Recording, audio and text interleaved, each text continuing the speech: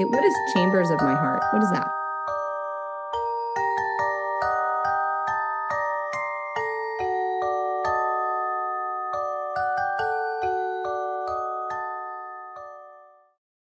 Hey guys, it's your humble host, Kid if you prefer, so I'm back with another video. Again, I usually don't review stuff, but I wanted to throw in my 2 cents about the new FNAF film. I actually enjoyed it. I don't do horror films, I don't do scary movies just because I don't. Anyway, I actually enjoyed this, and yes, I'm familiar enough with the games, and it's what people would call a slow burner. And I did think there's maybe 1 or 2 elements thrown in that maybe didn't need to be there, maybe it's a bit much, but it did tie in. So, story wise, story is just the story. I didn't see anything wrong with it for the most part. I didn't hate it. It actually tied in really well to the plot, I think, because of the way that Mike Schmidt was acting and behaving, and it does tie in together rather well, I think. Now, there were parts of the film that kind of freaked me out because they were unexpected. Spoilers, just a heads up.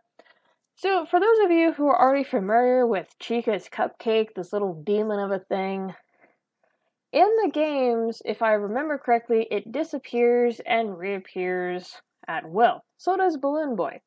Now, what I didn't expect, because this really caught me off guard, and I literally exclaimed, "Oh my god," in the theater out loud, because it didn't do this in the games, as far as I remember, and as far as I've read and seen.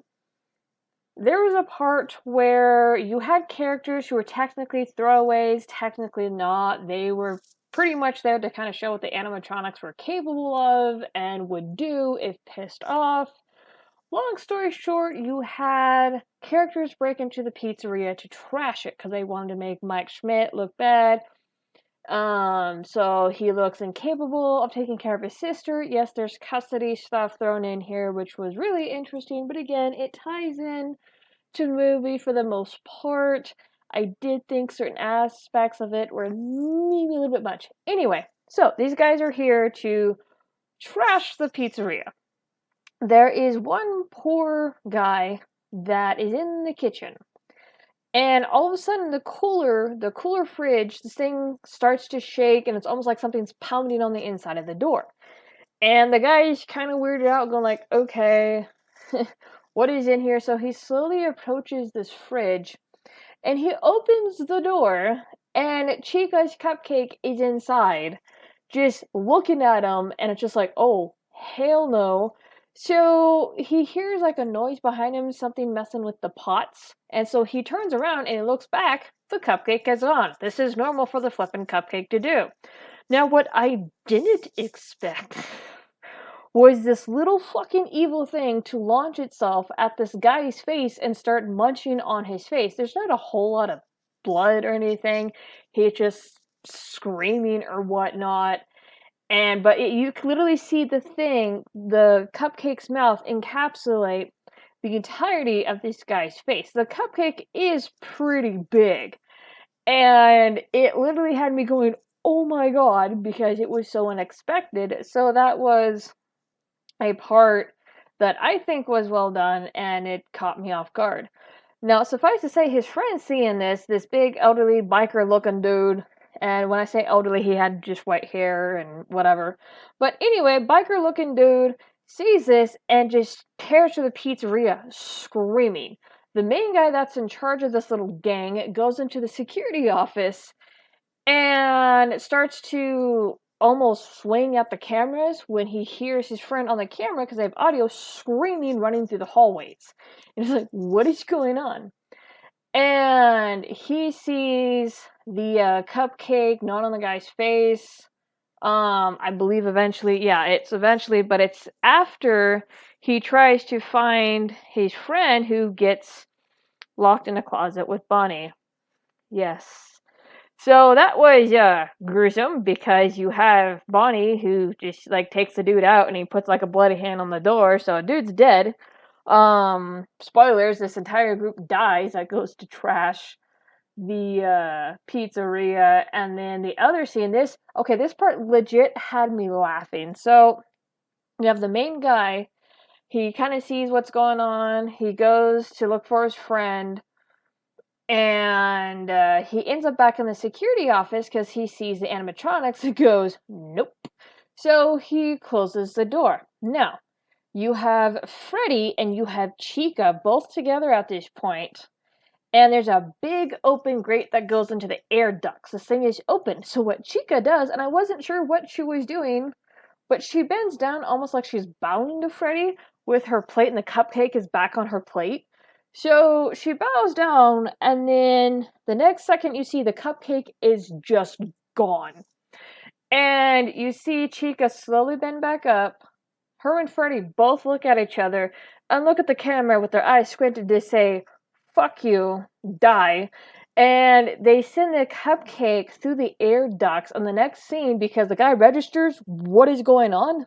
He instantly goes to the grate on the wall and pushes it up against it because you have the cupcake trying to gnaw its way through the grate, and it was like the most freakiest shit I've ever seen. And again, I don't watch horror films, I don't watch scary movies, but I'm like, oh shit, oh shit, oh shit. So it was funny yet horrifying at the same time. And then the girl named Max finds Freddy, and oh my gosh, I thought they were trying to mimic like the bite that was talked about, I believe, in the second game of Five Nights at Freddy's, the prequel, where the kid kind of sticks his or her head in the animatronic's mouth and the bite happens. um I thought they were going for that when Max found Freddy, but no, they took it to the next level, and it's like, holy shit. So, overall, I did enjoy myself. There was a character in there that was from a game, Security Breach, and I didn't make the connection until way later in the film. Um, Remind me, is Security Breach canon or not? Because I thought it was a fan-made game that was highly anticipated and hyped up, but as far as I know, it wasn't canon. Anyway, the character that's from Security Breach is Vanessa. And I didn't realize it at the time until the very end when you have Afton comes out in the spring trap suit and he's still himself. He's not bound to the suit just yet. And I registered, and the tie-in that they make for the film, because this is pretty much like One Piece, the changes for the live-action show work. So the live-action show storyline isn't going to be the same as it is in the comics and anime. So it's like that. The changes that they made work. And it's just like, oh my gosh, that's Vanny. I didn't make the connection. In the movie, Vanny is the daughter of Afton, and the changes that they make to the story, I thought worked. I enjoyed it, and I was a little bit weirded out because you have Abby beginning to play with the animatronics, and it's just like, oh, well, this is weird as hell. What is going on? But it works. And then what was the other part that, oh, so there's one more scene where I just went, nope, nope, nope, nope. And this, I can't remember what game. I think this is from a fan game, if I remember correctly. Or was it from the third one where the animatronics show up to a kid's house and he has to stay awake all night until 6 a.m.? I believe that might have been the third one. I could be completely wrong, or this was a fan game. But they actually had. So there was technically two Fazbear suits in the movie. There was the one that was still fully intact, and then there was the freaking one that was partly shredded. One of the ears are metal, it's missing an arm, it's missing part of its eye. That fucking thing shows up at Mike's house. So the aunt, which if you guys remember who that character is, the aunt is trying to get custody from Mike, and she's a total witch and very stereotypical, yet not wrong. It is 100% accurate how custody battles go. Anyway, with that aside, so Abby's being watched by her aunt, and they show the kids in their past human forms, and the kid that possesses the messed up Freddy, because here's the thing about the movie, and I don't remember if this is true about the games or not. The kids' ghosts aren't always active in the animatronic puppets, because the kid who controls the Fazbear suits or lives in them goes from the one that's fully intact to the one that's fully messed up. And he goes back and forth. Anyway, though, so he goes looking for Abby, and he takes the messed up one, and he goes to the house. And the aunt, like, you see her flipping through the channels or whatnot, and then you see in, like, the little entryway of the house, the messed up Fazbear suit just standing there, and it's just like, oh shit. And the kid comes and finds Abby in her room, like, hey, let's go play. Your aunt is sleeping, aka, I killed your aunt. There is no further mention of her afterwards. So it's not really discussed as to what the kid did to the aunt in the Fazbear suit. So yeah, that's a thing. But there was one part of the film that I don't understand. I know Markiplier was supposed to play a part in this scene. He unfortunately wasn't able to due to his own filming schedule with his own project. He is supposed to be in the second one though. But there was how the first security guard dies. I don't understand the mask. Where he's strapped to the chair, and the inside cheeks of the mask are like pretty much shredders. I'm not entirely sure where that mask came from. I don't remember it being in the games. I don't know if that's a functioning mask or if that's what happened to the kids and that's how the mask. I'm not 100% sure. It's pretty effed up. And Markiplier was supposed to be the first security guard that this mask goes on and kills. Which, if Markiplier was in that scene, I could not have taken that scene more seriously than I did, because it's Markiplier screaming. And I'm not saying his acting skills are crap, I'm just saying it's Markiplier screaming. That's always hilarious. I'm sorry. So I would have sat there laughing as much as that scene was. Anyway, so I'm not sure what role he's going to play in the second one, but I cannot wait. I'm actually excited for the second one. That's another thing, too, is Matt Pat showing up at the diner. Holy crap, that was funny. And it was funny in like a small humorous way, but it still tickled me pink. And now, granted, I don't watch Matt Pat anymore, but I've subbed him for a while. And the fact that they wrote in part of his catchphrase was hilarious. So the aunt, her lawyer, which I feel so bad for, Gus, and the two freaking hooligans that she's talking with, they're planning to trash a pizzeria. So Matt Pat comes up with menus. His character comes up with menus saying, hey, can I guys start you with appetizers? And I love how expressive the actor is for Gus, because he goes, oh yes, food. And his face does. He doesn't say anything, and the aunt quickly gathers them up and shoves them back into Matt Pat's hands. And as she goes, no, we're not eating. And you could just see how much Gus is like heart fallen, and it's just like, oh, poor guy. Anyway, so he goes, oh, are you sure? I hear food makes you strong or whatnot, but that's just a theory. And I'm just like, they really wrote that in? Dude, it was hysterical, but it was also genius how they got him to say part of his catchphrase. And so I thought that was clever. There is another cameo. Now, I knew this was a cameo, but I could not place who this was because I don't watch this individual. The taxi cab driver is a YouTuber slash Let's Player, I believe, named Corey. And his scene was funny too, is because when the kid goes to retrieve Abby in the messed up Fazbear suit, they take a taxi, and this YouTuber slash Let's Player Corey is playing the part of the taxi cab driver, and he flips around and he goes, "Jesus, what the hell?" And he goes, "I always get the freaking weirdos at night," and it was so freaking great. I don't know. I thought it was well done, and granted, I don't have a feel for scary films or slash or whatever. I don't care to. But I really enjoyed it. I loved how fleshed out the pizzeria was, down from the training videos to the stained glass and the seats, and it was honestly really cool. I did play one or two. I've seen Markiplier play through, I believe, all of them, including Security Breach, and then the one that came after Security Breach. And they did a really good job on the animatronics. From what I've read, is Jim Henson Company was involved in the puppets, and oh my gosh, does it show, because it's so convincing that these are animatronics and not somebody wearing a big puppet suit.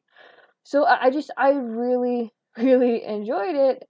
And I can't wait for the second one. People are trying to say, "Oh, this movie's trash." You know what? Whatever. There's box office numbers say otherwise. I know the critics try to come out, "Oh my gosh, this movie sucks." Well, whatever. Fans are happy with it. Box office numbers don't lie. This isn't Disney buying their own tickets. These are from smaller movie companies, movie producers, but also Universal Studios is involved. It's Blumhouse and Universal Studios. So Universal Studios wins again. They gave the fans what they want, changed the story to where it made sense for the film. And to be honest, I don't know what I was expecting, because the first game has you stuck in that office watching the cameras all the damn time. And I'm glad that wasn't a main focus of the film. Because it would have been, I don't know, would have been kind of boring, I think. I think the changes that they made and the tie-ins were awesome. I really do. Anyway, I could go on. I'm excited for the second one. I want to see Markiplier's role, which I can't imagine what they're gonna stick him in now. I will. Oh, that's another scene. One more thing, and I thought. So I won't spoil the twist. That is one thing I will not do. But I will say, when they brought Springtrap into view, now granted, remember, if you guys remember the game lore, Afton wore the Springtrap suit. He was not bound to it just yet. Um, so they bring him out in the Springtrap suit, and it's actually freaky as all hell, because you see the look, and the actor that played Mike Schmidt did a really good job, because you see his face just go, "What the fuck is this? What the hell?" And he legit looks wigged out. Like, the acting was really spot on, and he's just like, there's another one here. And the scene was awesome, and the way, because in this film, um, this is where Afton does get bound to the Springtrap suit, because he eventually becomes a ghost himself and possesses the suit. But there's a scene where all the ghost children, know the truth about stuff, and then the Springtrap suit begins to snap shut. And that just, oh my gosh, that scene was really well done too. The actor that played Afton, it's just like, oh my god. And it's not gory, and it doesn't need to be. The way that they showed the locks or the springs snapping into place, and just like, oh my gosh, like, you felt it. Granted, I went on Saturday night at a, should I say, specialty movie theater. So the theater wasn't as packed. But I did hear the main movie theaters were sold out. Like, the guy that sat next to me was telling me that he couldn't get tickets at AMC because they had all sold out. So it's why he was at this little specialty one. Anyway, though, I liked it. I enjoyed it. This stuff usually isn't my cup of tea, but I actually had to sit and watch this one. And I can't wait to see what they do with the second one. There was a little joke in there with Balloon Boy, and for those of you who remember Balloon Boy from the second one, that thing disappeared. Pretty much kind of did something similar to what the cupcake did, but Balloon Boy actually climbed in the air ducts. So, yeah, and he just appeared in front of you. They had like a little statue thing where Balloon Boy would appear just in random spots and it freaked Mike Schmidt out. And so what he would do, and this had me giggling every time he did it, was when he come across these little Balloon Boy statues, they're like really, really small ones, about the size of your hand, and he'd come in contact with it and like the face, he turned that thing around so it's facing against the wall. Oh my gosh, it was hilarious. It just that small little details like that is what made the movie enjoyable too. But anyway, tell me what you guys think. Again, I'm not giving away the twist. I'm not giving away there's some spoilers in here, but go watch the movie. It's perfect for the Halloween season. And you know what? Sometimes you don't need a bunch of gore. You don't need a bunch of this freaky stuff to scare someone good or just make someone go, "Yep, you're fucked. You were so fucked." You really don't. The simplicity, I think there's a lot of simplicity to this film, and it did wonders for it. Again, the scene where this yellow rabbit suit starts to snap shut on Afton, I think was really well done. It was simplistic, it wasn't gory, and the acting really freaking helped because you could just go, oh my god, this is where he eventually dies, starts to die.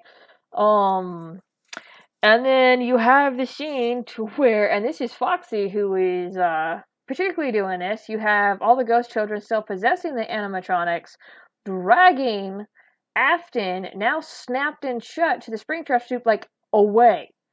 And there is one final scene. I'm going to spoil this. There's one final scene to where Afton is pretty much left dying in a back room somewhere, and you have the kid that possesses the Fazbear suit just sitting there watching him.